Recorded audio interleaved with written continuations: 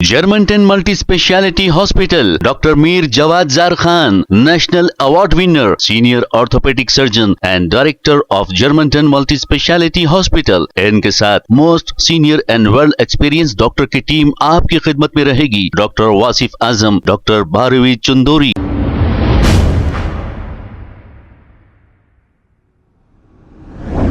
अस्सलाम वालेकुम नाजरीन, 7H न्यूज सच को रखे आपके आगे। तेलंगाना के वजीर सिविल सप्लाई उत्तम कुमार रेड्डी ने यह कहा कि तेलंगाना में 40 लाख व्हाइट राशन कार्ड गरीबों के लिए दिए जाएंगे और कोई भी मुस्तहिक खानदान राशन कार्ड से महरूम नहीं रहेगा, ऐसा सिविल सप्लाई मिनिस्टर उत्तम कुमार रेड्डी ने कहा।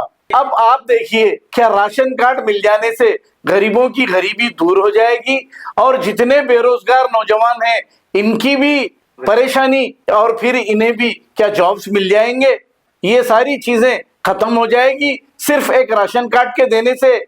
रेवंत रेड्डी साहब को चाहिए कि निचली सतह पे जाकर कितने नौजवान बेरोजगार हैं पढ़े लिखे और कितने लोग गरीब हैं, ये सबसे पहले देखें और उनकी मदद करने की कोशिश करें। राशन कार्ड से किसी का पेट भरने वाला नहीं। बहरहाल ये भी अवाम को एक चॉकलेट बताया जा रहा है।